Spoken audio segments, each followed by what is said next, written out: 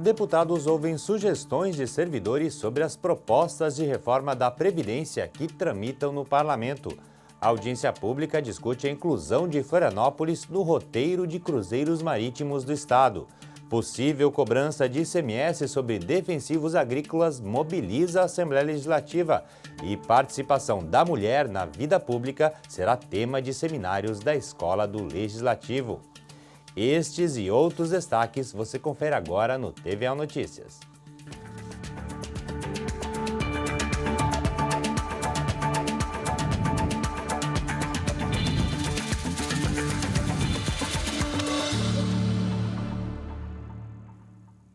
Boa noite. A Assembleia Legislativa realizou uma audiência pública na manhã desta quinta-feira para debater sobre as propostas de reforma da Previdência dos servidores públicos estaduais. Representantes de diversas categorias do funcionalismo público participaram.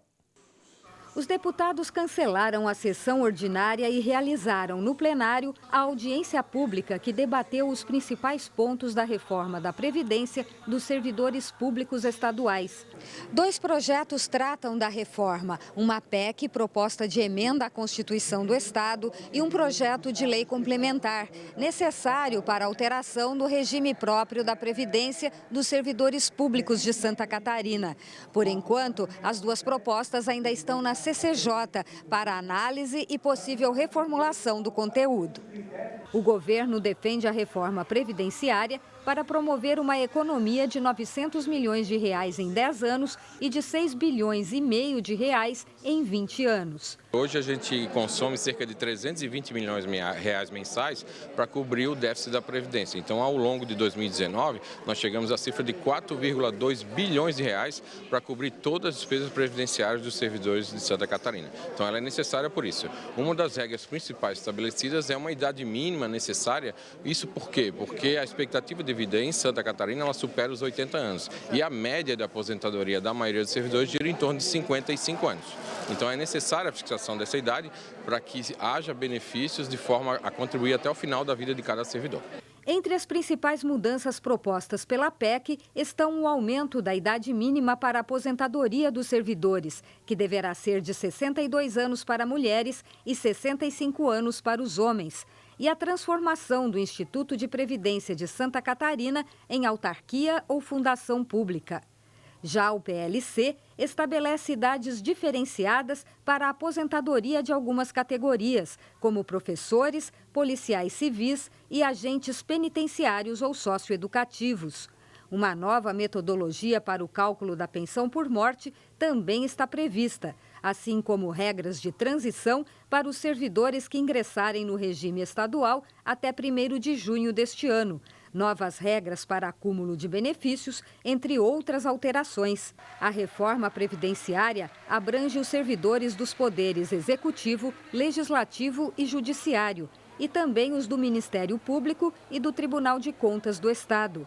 Os representantes das diversas categorias presentes ao debate criticaram vários pontos das propostas, até mesmo a atual tramitação, já que o Congresso ainda vai votar mais uma PEC referente à reforma federal. Apenas 13 ou 14 estados fizeram a reforma e o restante aguarda a PEC 133. E por que nós somos diferentes de outros estados? E isso vai atingir também os municípios, que têm seu regime próprio. Para nós, os trabalhadores de educação, seja no âmbito federal, que já foi prejudicado pela emenda 103, que foi aprovada, todos os estados e municípios serão prejudicados, principalmente os trabalhadores de educação, diferente de outras categorias, que tiveram o seu diferencial. Então, por isso, e contribui para o mesmo fundo. E é engraçado, né? Então, não dá para nós aceitarmos da forma que está sendo colocada aqui em Santa Catarina. Nós queremos mais tempo para discutir. Não se trata de fugir da discussão, se trata de ter uma posição pré-estabelecida. Mais um mês, menos um mês, ou mais 6 meses de discussão não altera em nada a situação financeira do Estado, nada, em absolutamente nem nada. Votar este projeto implica em impor aos servidores municipais de Santa Catarina tudo que está contido aqui, que ninguém sabe, eles não sabem o que está aqui. Então, da noite para o dia, aquilo que eles possuem e têm pactuado nas prefeituras, nos seus contratos, e olha que a maioria são professores, são servidores da saúde, acabam vinculados sem saber. O deputado Bruno Souza não concorda com a argumentação dos servidores. Ele considera muito brandas as novas regras propostas pelo governo do estado e apresentou 4 emendas ao projeto de lei complementar, uma delas substitutiva global, na tentativa de implementar uma reforma mais rigorosa, como a tributação sobre a aposentadoria dos servidores inativos, com exceção dos portadores de doenças incapacitantes e dos que ganham o valor equivalente ao salário mínimo nacional. Outra regra proposta pelo parlamentar é uma contribuição adicional para quem conquistou o direito de se aposentar com valor integral dos vencimentos. Prevê a maior defesa dos pagadores de impostos catarinenses, os 7 milhões de catarinenses que pagam caro por impostos e têm retornos pífios muito insignificantes do Estado, justamente porque a nossa Previdência hoje ela consome basicamente todas as outras despesas. Hoje é um grande gargalo. Então as minhas emendas prevêem uma reforma mais equilibrada e muito mais próxima do que foi aprovado nos outros 14 estados que já aprovaram uma reforma da Previdência. Já o PT apresentou mais de 20 emendas na tentativa de suprimir artigos das 2 proposições que, na avaliação do partido, retiram direitos e garantias do servidor. São 21 emendas que nós propomos, praticamente a maioria delas suprimindo artigos em que nós avaliamos que o governo mexe muito nos tempos, nos prazos, nas paridades, nos pedágios, também na questão dos percentuais de contribuição e, ao mesmo tempo, nos percentuais depois que o servidor tem direito a receber. Então, nós avaliamos que, na maioria desses artigos que a proposta é suprimida, justamente deixa um pouco mais real a condição de uma aposentadoria digna também para o servidor que trabalha um bom tempo. A audiência pública foi uma solicitação do deputado Maurício Scudilarchi, relator das 2 propostas na CCJ. A partir do que foi discutido aqui, os parlamentares deverão construir um projeto que tenha a contribuição de todas as partes interessadas na reforma da Previdência. Buscar o mais rápido possível concluir o relatório, aproveitando as sugestões, as contribuições que foram apresentadas na audiência pública, ver a constitucionalidade, a legalidade e fazer o relatório com o projeto dentro da técnica legislativa. Então, acredito que vai sair do relatório da CCJ um projeto bem melhor, bem mais aceitável, bom para Santa Catarina e bom para os servidores. As 2 propostas tramitam em regime de urgência, com prazo final para a votação em plenário, marcado para 24 de março. Mas os parlamentares já falam em mudar esta data por meio de um acordo de líderes. O tempo de até o dia 24, conforme acordado, no meu entendimento, ele não há mais tempo de ser votado no plenário, tendo em vista de que a Comissão de Constituição e Justiça ocupou praticamente todo o espaço, desde fevereiro, do início de fevereiro, até o final do mês de março. Representantes do Poder Judiciário, do Ministério Público e do Tribunal de Contas do Estado também participaram da audiência pública sobre a reforma da Previdência. Antes do debate, eles foram recebidos na presidência da Assembleia, onde defenderam algumas alterações à proposta. Representantes do Poder Judiciário, Ministério Público e Tribunal de Contas do Estado foram recebidos na presidência da Assembleia Legislativa. O vice-presidente do Tribunal de Justiça, desembargador João Henrique Blasi, falou em nome da comitiva, que veio defender propostas de emendas ao projeto de lei complementar que promove a reforma da Previdência dos servidores públicos de Santa Catarina. Estamos aproveitando o espaço que foi criado pela audiência pública e tivemos uma conversa muito proveitosa com o presidente da Assembleia, com o deputado relator, também com o deputado presidente da Comissão de Orçamento e Finanças, sobre alguns aspectos que nós julgamos importantíssimos com relação à reforma da Previdência Estadual.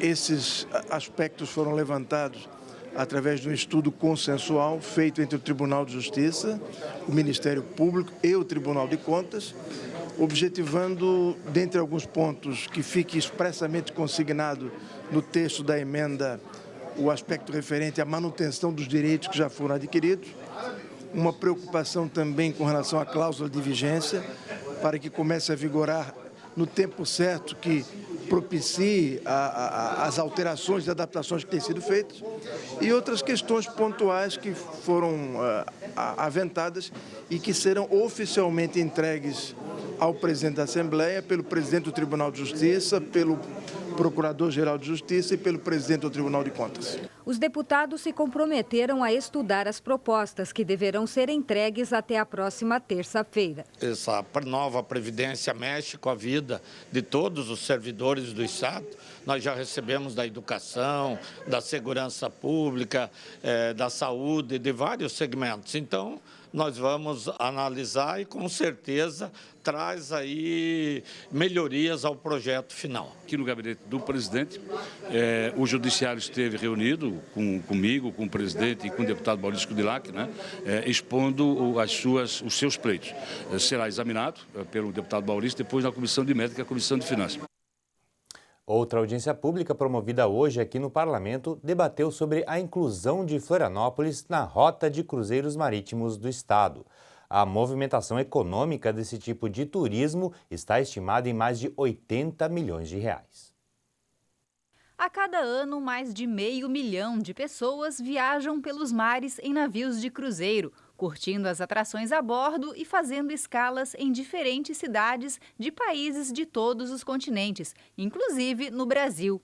Atualmente, existem 314 navios desse tipo em circulação no mundo, mas nenhum deles faz parada em Florianópolis. Desde 2010, Florianópolis deixou de receber navios de cruzeiro. Uma escala teste foi realizada em 2018 e apontou vários requisitos que não estavam sendo cumpridos. Entre os principais problemas estavam a falta de infraestrutura em terra adequada para receber os turistas e o tempo elevado para deslocar os passageiros do navio até o trapiche. A inclusão da capital catarinense nos roteiros dos cruzeiros marítimos foi tema de uma audiência pública realizada pela Assembleia Legislativa. O superintendente de turismo de Florianópolis, Vinícius De Luca, participou do evento. Nós temos um problema crônico, que é a falta de estruturas em terra adequadas para receber os atuais navios de cruzeiro, que tem um grande calado e uma quantidade muito grande de pessoas, podendo receber até 5.600 pessoas por parada.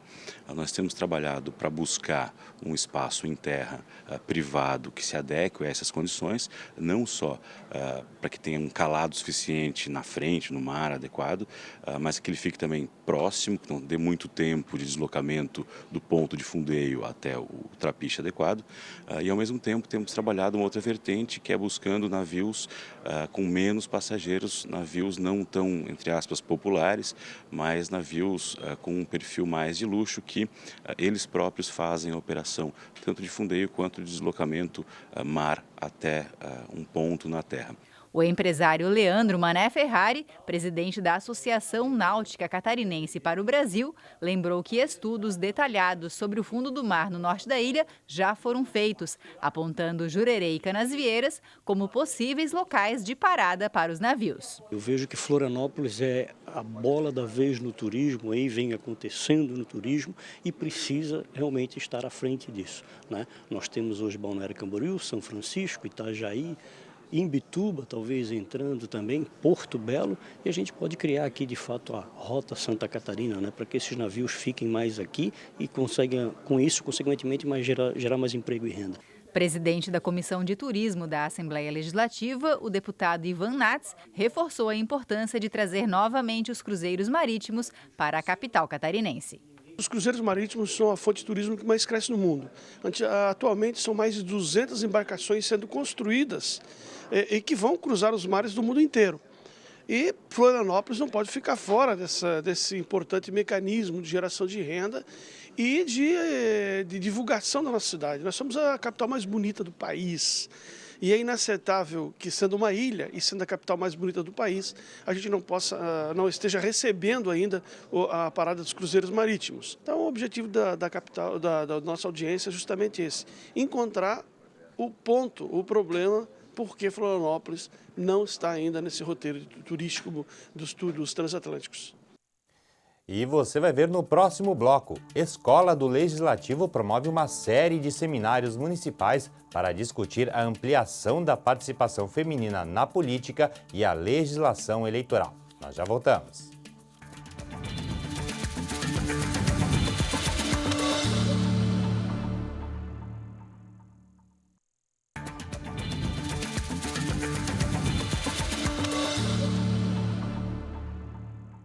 Uma audiência pública marcada para a próxima quarta-feira vai discutir aqui no Parlamento a possibilidade de cobrança do ICMS sobre os defensivos agrícolas. O encontro vai reunir entidades do setor agropecuário, governo do estado e autoridades municipais. Atualmente, conforme convênio celebrado no Conselho Nacional de Política Fazendária, o CONFAS, a alíquota do ICMS sobre os defensivos agrícolas é zero em todos os estados. No entanto, o convênio termina no dia 30 de abril e cada estado deverá definir se manterá a alíquota zerada ou não. Em Santa Catarina, o setor do agronegócio está preocupado com a possível cobrança de ICMS sobre esses produtos no estado. Por isso, as comissões de Finanças e Tributação e de Agricultura e Política Rural da Assembleia Legislativa marcaram uma audiência pública. De acordo com o deputado Marcos Vieira, que preside a Comissão de Finanças, o objetivo é saber do governo qual é a posição de Santa Catarina sobre a tributação dos defensivos. A Comissão de Finanças e Tributação e a Comissão de Agricultura resolveram, então, chamar uma audiência pública para debater esse assunto. A Assembleia Legislativa, as entidades que representam o setor produtivo e o governo do estado, para saber qual a real posição do governo do estado quanto à aplicação ou não de ICMS no defensivo agrícola. Essa é a questão que nós queremos debater aqui na Assembleia. E será no dia 11 de março, às 13h30, aqui na Assembleia Legislativa. E todos estão convidados. Os prefeitos, vice-prefeitos, estão convidados os vereadores, secretários de Agricultura, os sindicatos rurais e, em especial, as entidades que representam todas essas categorias. O parlamentar alerta que a tributação dos defensivos poderá comprometer a economia catarinense e defende que o Estado mantenha a isenção para os defensivos e que a questão da tributação seja definida por meio de uma reforma tributária. Como a questão agora é a nível nacional e todos os estados estão na mesma condição, ou seja, sem ICMS sobre o defensivo agrícola, eu não tenho dúvida que a solução melhor é fazer com que a reforma tributária resolva isso no país. E aí sim, todos os estados, de forma igualitária, terão essa situação resolvida.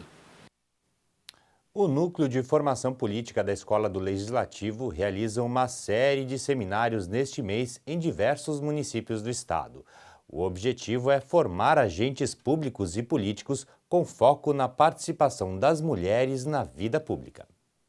A presidente da Escola do Legislativo, deputada Marlene Fengler, quer incentivar a participação da mulher na política.